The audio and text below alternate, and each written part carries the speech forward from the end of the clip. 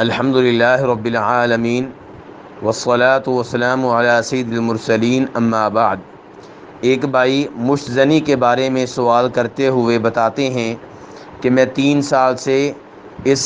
بری عادت میں مبتلا ہوں، شریعت اس عادت کے بارے میں کیا کہتی ہے؟ تو گزارش یہ ہے کہ اپنے ہاتھوں کے ذریعے اپنی شرمگاہ سے پانی نکالنا یہ مشت زنی کہلاتا ہے اور یہ درست نہیں ہے۔ شریعت میں اس عمل کو حرام قرار دیا گیا ہے۔ چنانچہ امام شافعی رحمہ اللہ سورہ مؤمنون کی 3 آیتیں ذکر کرتے ہیں، جن آیتوں میں اللہ تبارک و تعالی نے یہ بتایا ہے کہ کامیاب مومن وہ ہیں جو اپنی شرمگاہ کی حفاظت کرتے ہیں،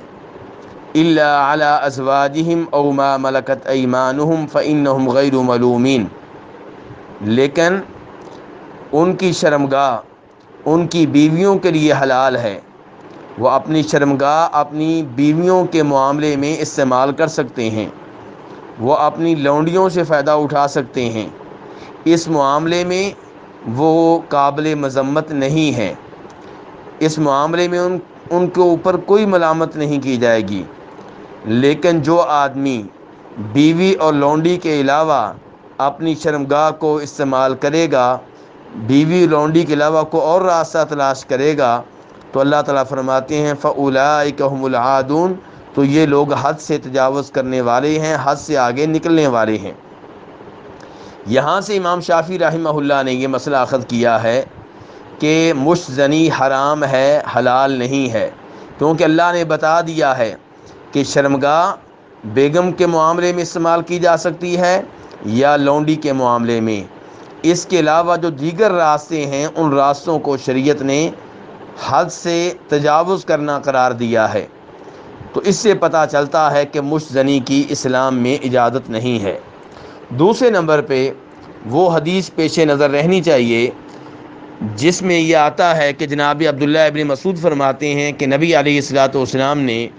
ہم نوجوانوں سے کہا کہ جو تم میں سے شادی کرنے کی طاقت رکھتا ہے وہ شادی کر لے۔ شادی کرنے سے نگاہیں جھک جاتی ہیں، شرمگاہ محفوظ ہو جاتی ہے،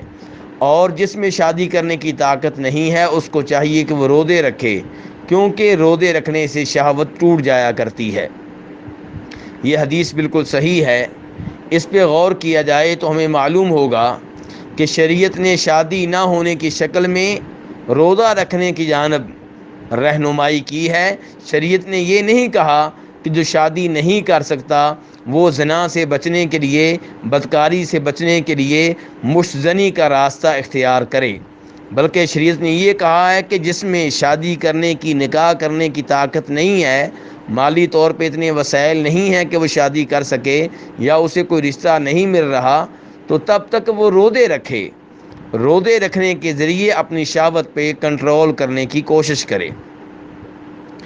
تو اس سے پتہ چلتا ہے کہ اسلام میں مشت زنی کی کوئی گنجائش نہیں ہے۔ یاد رہے کہ مشت زنی اس سے انسان کی نگاہ کمزور ہوتی ہے، انسان کے پٹھے کمزور ہوتے ہیں، اور انسان کی جو شرمگاہ ہے وہ بھی کمزور ہو جاتی ہے، اور حالت کئی دفعہ اتنی انسان کی کمزور ہو جاتی ہے، پتلی ہو جاتی ہے کہ وہ شادی کرنے کے قابل نہیں رہتا۔ اس لیے ہر سمجھدار اور اللہ سے ڈرنے والے انسان کو چاہیے کہ اس معاملے میں احتیاط کرے، اور اس سے بچنے کا طریقہ یہ ہے